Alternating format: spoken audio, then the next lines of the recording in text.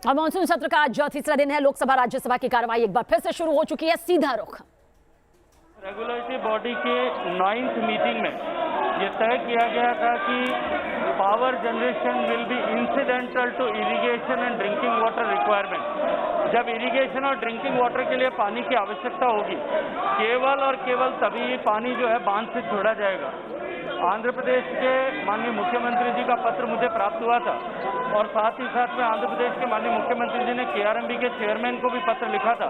हमने उसके कंटेक्ट में वापस प्रश्न का जवाब भी लिखा है। हमने बार बार उनको जो है केआरएमबी के माध्यम से भी और डायरेक्ट जैनको को लिख करके ये कहा गया है कि आप पावर जनरेशन को तुरंत बंद करें, लेकिन बंद करने के बजाय जैनको ने ये लिख दिया है कि अभी हम इसको बंद नहीं कर रहे हैं, फुल स्विंग पे तीनों प्लांट ऑपरेट करने चाहिए। हमने एक बार फिर तेलंगाना सरकार को चिट्ठी लिख करके कहा है कि इसे बंद किया जाना चाहिए।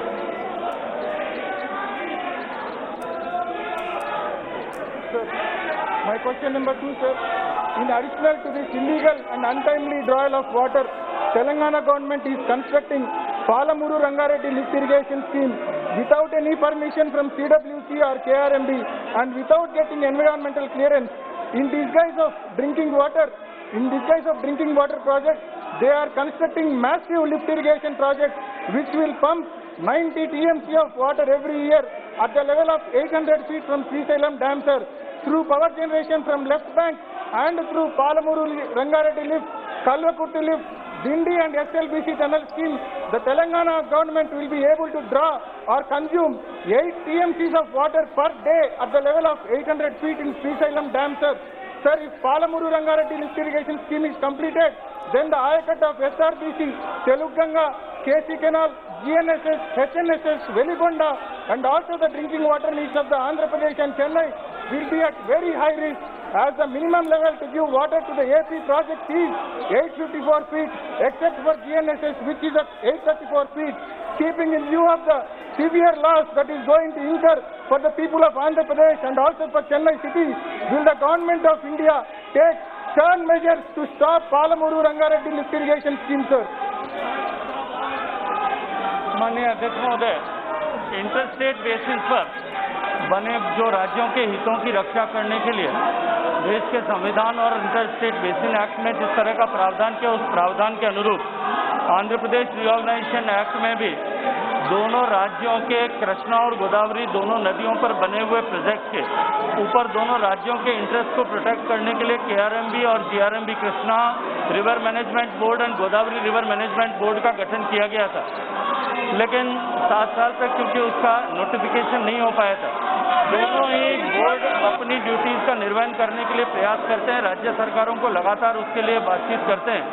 हमें इस व्यवस्था को और अधिक सुचारू करने के लिए हमने हाल ही में दोनों बोर्ड के जुरिस्डिक्शन को नोटिफाई कर दिया है। उस नोटिफिकेशन के बाद में जो है बोर्ड की शक्तियां और बढ़ेंगी और निश्चित रूप से आने वाले समय में हम इस तरह की परिस्थितियों को रोक पाएंगे। माननीय सभापति महोदय, दुर्भाग्यपूर्ण है कि दोनों ही प्रदेशों में बिना सीडब्ल्यूसी और भारत सरकार की अनुमति लिए हुए इस तरह के प्रोजेक्ट करने की परंपरा रही है और लगातार वो परंपरा चल रही है, जो निश्चित रूप से दोनों राज्यों के बीच में तनाव का कारण बनती है। Question number 42, Basant Kumar Panda.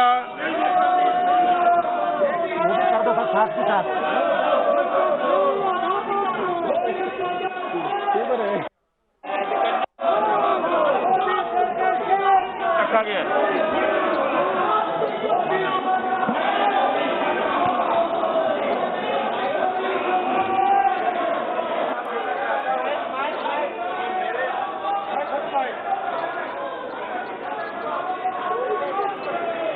मैं माननीय जल शक्ति मंत्री जी को धन्यवाद देना चाहता हूं कि मेरे उड़ीसा प्रदेश के लिए इस साल 3,323.42 करोड़ रुपया मंजूरी किए हैं।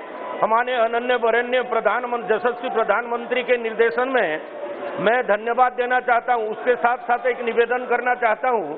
नुआपड़ा जिला में बहुत दिन से पाइप वाटर सप्लाई का काम चल रहा है, जो धीमा गति से चल रहा है वो स्पीड अप हो, कालाहांडी जिला में स्पीड अप हो।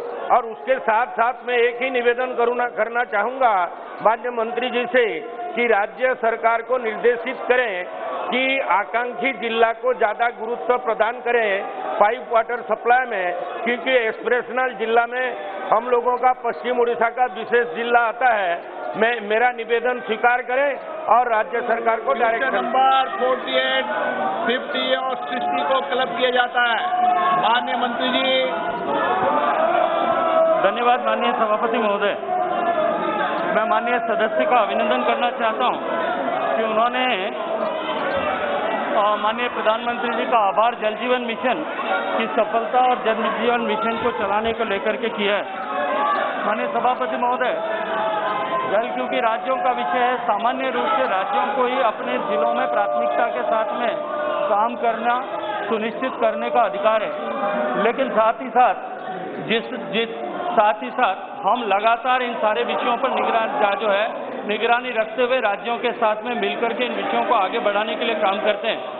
जहां तक एस्पिरेशनल डिस्ट्रिक्ट्स की माननीय सदस्य ने चर्चा की है, एस्पिरेशनल डिस्ट्रिक्ट्स को प्राथमिकता के साथ में हमने जल जीवन मिशन में लागू करने के लिए काम जो है ऑलरेडी प्रारंभ कर दिया है। और मैं आपका खुशी के साथ में आप सबके साथ में और आपके माध्यम से सदन के और देश के साथ में साझा करना चाहता हूं कि हमने एस्पिरेशनल डिस्ट्रिक्ट में जिस गति से काम किया है, पूरे देश की एवरेज गति के कंपैरिजन में यदि मैं देखूं तो एस्पिरेशनल डिस्ट्रिक्ट में ज्यादा कनेक्शंस मिले हैं।